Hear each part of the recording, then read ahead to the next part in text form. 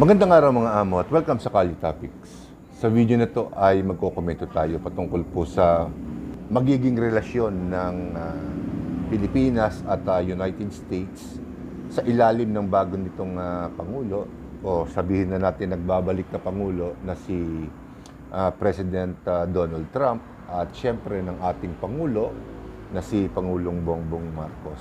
Nabalita kamakailan lamang na pinaplano na imbitahan ni President Trump si Pangulong Bongbong Marcos sa Amerika, sa White House, at marami ang nagtatanong sa atin siyempre kung ano nga ba ang maaaring pag-usapan ng dalawang leader sa pagpupulong na yun kung magaganap man. Well, siyempre napakasimple lang ng mga isipin yan dahil sa kasalukuyan tayo ay nagkakaroon ng dispute sa West Philippine Sea at hindi naman lihim na sinusuportahan tayo ng Amerika para mapangalagaan ang West Philippine Sea, ganoon na rin ang South China Sea para sa malayang paglalayag. So,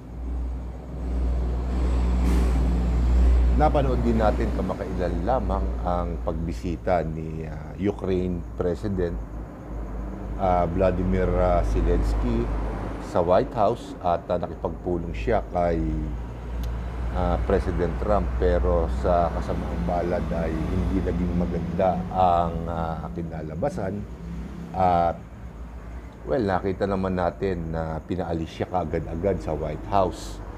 Ang dahilan nito ay siyempre alam naman natin na nasa gitna ng digmaan ang Ukraine at Russia at marami ang nagkukomento na mali si President Donald Trump sa kanyang trato kay President Zelensky. Well, pagdating doon sa paksa na yon, ang aking komento lamang doon ay hindi natin masisisi si President Donald Trump dahil aminin man ng Ukraine at hindi, napakalaki. Sobrang laki na ang nagiging kontribusyon ng Amerika sa Ukraine sa kanilang gera na ipagtanggol ang kanilang bansa laban sa pananakop ng Russia. At siyempre, bilang bagong Pangulo, marami rin responsibilidad si President Trump sa kanyang bansa, sa kanyang nasasakupan. At isa na nga po dito, siyempre, yung aspeto ng pinansyal na kung saan trabaho din ng Pangulo na imando o i-manage ang pananalapi ng kanyang bansa at ang digmaan na to. Bagamat, siyempre, alam naman natin mali ang mag-umpisa ng digmaan, manakop ng teritoryo ng may teritoryo, ay medyo masakit na ika nga sa bulsa ng Amerika itong digmaan na to dahil 3 taon na ang lumilipas, pero sa opinyon ni President Donald Trump ay mukhang walang pag-asang manalo o tuluyan ng masakop ng Russia ang Ukraine. Kaya nag-isip siguro ng paraan si President Trump para matapos na itong digmaan na to dahil buong mundo ang naaapektuhan. So naisip niya na ika nga mamagitan na ng personal sa dalawang pinuno ng dalawang bansa at pagkasunduin na lamang para matapos na ang digmaan. Bagamat hindi pa natin alam ang buong detalye ng kanyang plano ni President Donald Trump. Pero siyempre,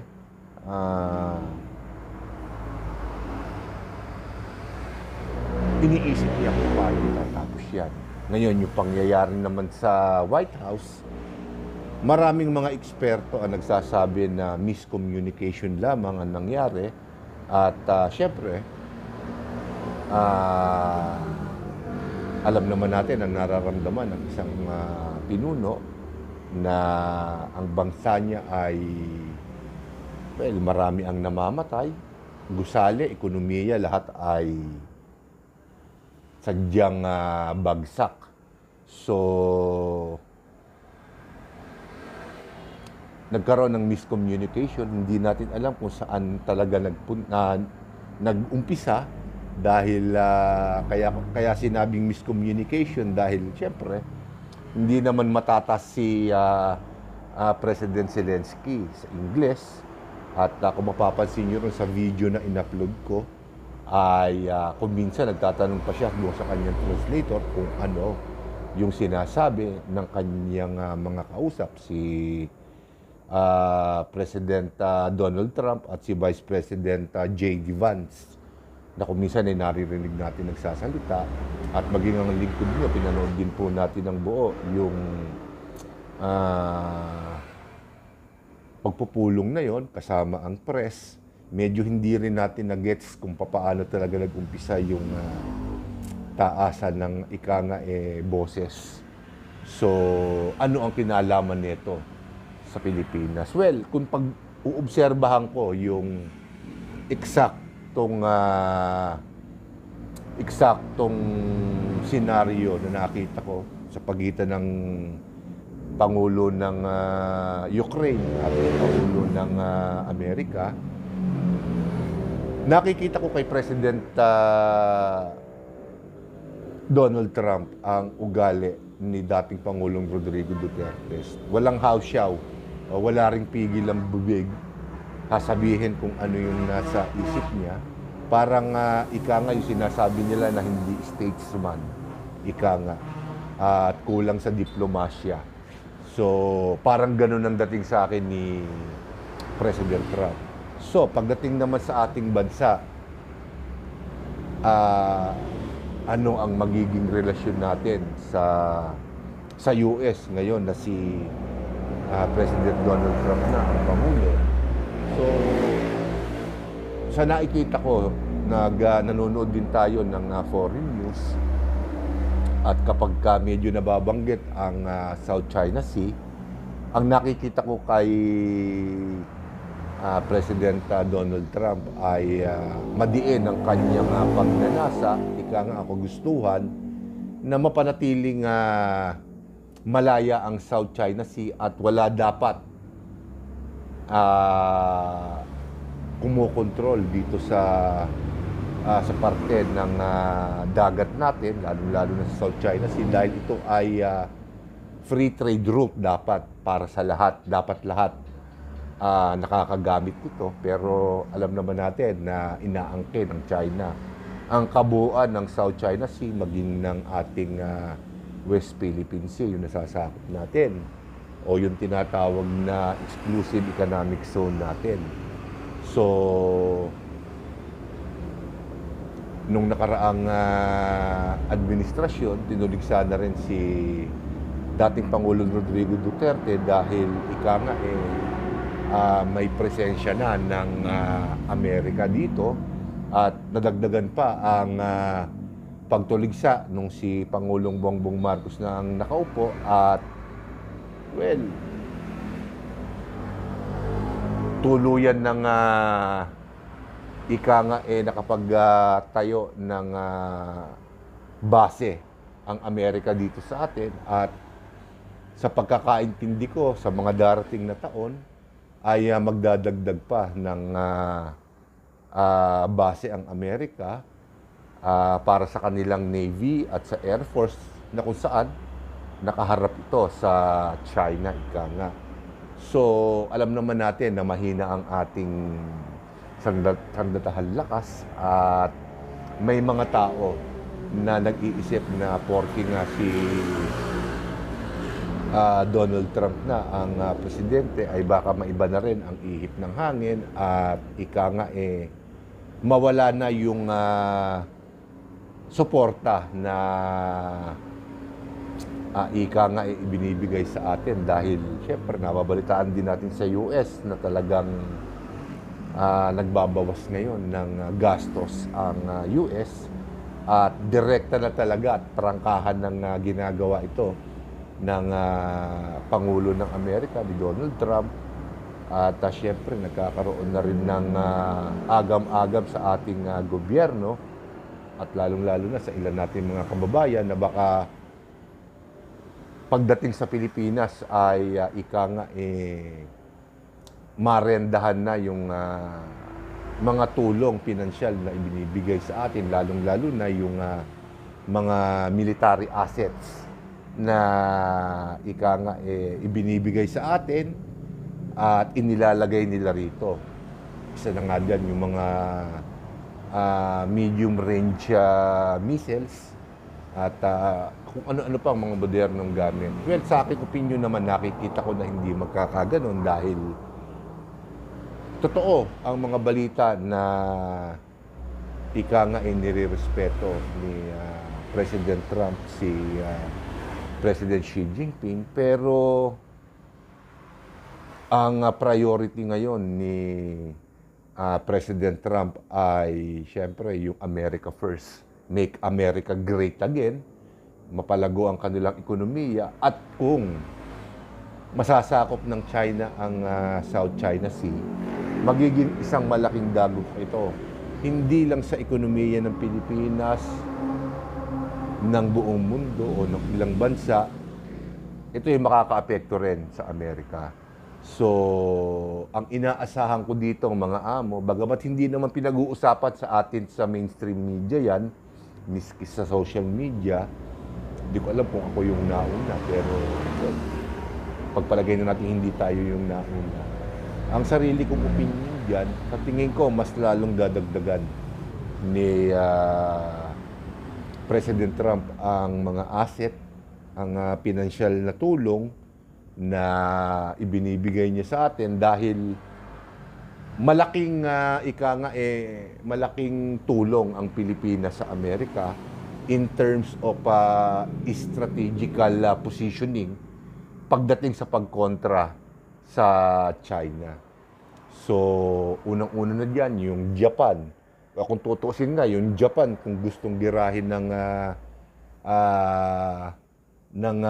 China yan, madali nilang magagawa dahil sobrang lapit sa kanila noon. Ang Pilipinas medyo malayo-layo ng konti, pero may base militar din. May permanent base talaga ang Amerika sa Japan. So kaya pansinin nyo, hindi masyadong nakakaporma ang mga Chinese sa Japan dahil nandoon din ang presensya ng Amerika. At syempre, hindi ako pwedeng maniwala na aalisin ni Donald Trump yung kanyang bentahe pagdating sa kanyang mga kaalyadong bansa, lalong-lalo na ang Pilipinas. Mas tinitingnan ko dito na madadagdagan yung mga asset natin. Bagamat may mga ilang politiko tayo na tumututol na madagdagan pa, lalong-lalo na yung mga mid-range missiles na inilalagay sa atin. Baka madagdagan pa yan ng mga long range, ika nga. So, marami rin na nangangamba na baka, ika nga, pagka nagkaroon ng gera, sakupin tayo ng China, hindi naman siguro mangyayari yun. Dahil sa isip ng China, ang ipinagtatanggol nila ay yung karagatan ng South China Sea. So, malamang sa hanggang doon lamang mangyari yung digmaan at hindi madamay ang ang mismong bansa natin. Pero magkaganon man siyempre, pag tumaas ang tensyon, baka hindi natin masabi. Pero hindi ko nakikitang magkakaroon ng digmaan salungat sa nakikita ng ibang eksperto dahil magiging isang halimbawa na nga yung digmaan ng Ukraine at Russia, na kung saan kahit na mas lamang ang Russia kaysa sa Ukraine, ay hindi basta nasakop ng Russia ang Ukraine dahil may mga bansa na tumutulong sa kanila, sa Ukraine, bukod sa US. At ang isa pa dito, ang nahihirapan din siyempre yung mga pangkaraniwang mamamayan nila. may mga nasasaktan, may mga namamatay. At lalong-lalo na sa kanilang ekonomiya na kung saan nabigyan ng Russia ng katakot-takot na sanction na kung saan ang kanilang mga assets na ginagamit nila sa kanilang ekonomiya ay na-freeze ng iba't ibang bansa na kaalyado ng Amerika. So, hindi afford ng ikalawang pinakamalaking ekonomiya sa buong mundo, ang China, ang mga ganyang sanctions. Bagamat alam natin na kaya nilang mabuhay, pero siyempre, walang bansa, walang pangulo ang may gusto ng ganun. Itong nangyayari sa South China Sea, kumbaga, isang, girian lang ito. At nagkataon lang na napapagitnaan tayo ng dalawang superpower, ika nga. Pero in terms ng pakikipagkalakaran natin sa United States, dahil yun ang ating paksa, pagdating din sa military assistance, sa financial assistance na magmumula sa Amerika, hindi ako naniniwala na magkakaroon ng problema. Kung magkaroon man, at isang malaking katanungan yun, kung magkaroon man ng problema, sa tingin ko hindi ganong kalaki. Mas nakikita ko na madadagdagan ang tulong pinansyal ng Amerika sa atin, sa Pilipinas, dahil may amor tayo kay President Trump. Yun ang nakikita ko sa kanya. Wala pa tayong ipinapakitang pangit sa Amerika para pag-initan niya tayo, dahil alam naman natin na si President Trump ay sabi ng iba, bully, mainitin ng ulo, at kapag ikaw ay natiktik mo ang kanyang pasensya, hindi kanya titigilan. Hindi naman natin nagawa sa kanya yon. So, hindi ko nakikita na maaapektuhan ng masama ang ating relasyon sa Amerika, bagkos baka maging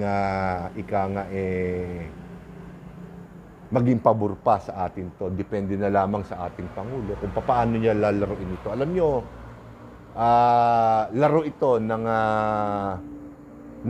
international politics. Kumbaga, tayo ang mahinang bansa, tayo ang mahirap na bansa. Wala rin tayong magagawa kung hindi mangamuhan sa kanila. Miski sa China, ginawa na natin yan, nangangamuhan tayo sa China, pero sadya talagang abusado ang gobyernong China at gusto nilang sakupin lahat. Hindi lang tayo ang namumroblema.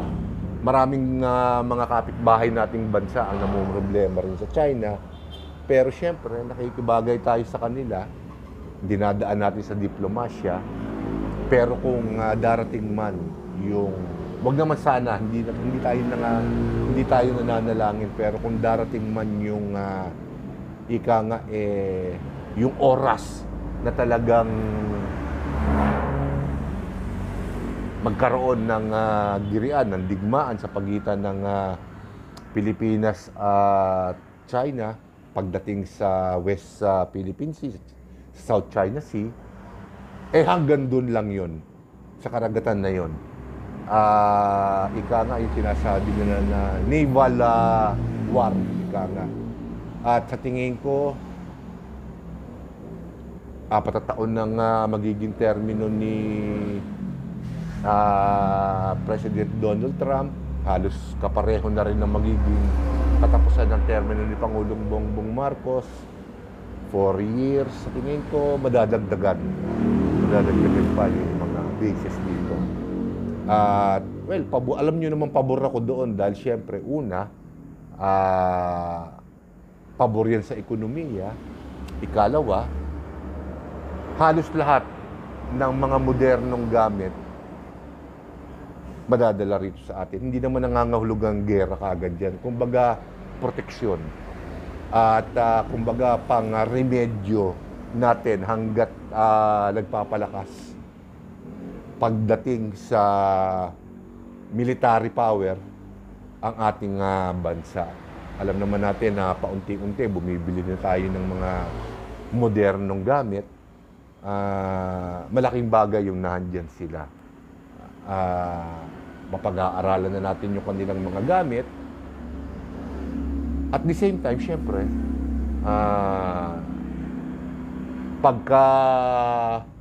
pagdating ng oras, magkakaroon din tayo ng sarili natin na kasing ganda, kasing lakas, kasing moderno nung sa kanila.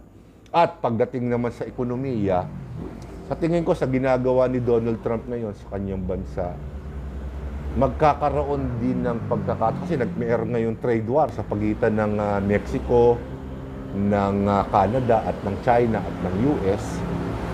Maghahanap ng ibang source, ika nga, ng mga goods na kinakailangan ng US para sa kanilang bansa. At malamang isa tayo sa mga posibleng tingnan niya na mapagkunan niya ng mga raw materials, ika nga, ng kanilang bansa. At hindi natin masabi, pares niyan, langis. Meron tayo ngayon langis na ini-explore dyan. Mga minerals na hindi pa natin na-discover na meron tayo. Maaaring matulungan nila tayo. So maraming posibilidad ang pwedeng mangyari. In a good way, ika nga. Hindi ko nakikitang mapapasama tayo. Basta't marunong lang makipaglaro si Pangulong Bongbong Marcos at magaling ding mag-advise yung mga taong nasa paligid niya. So dito ko muna tatapusin ang video na to at sa susunod ko pa pong mga video ay ibang paksa naman po ang tatalakayin natin. So maraming salamat po mga amo at magandang araw po sa inyo.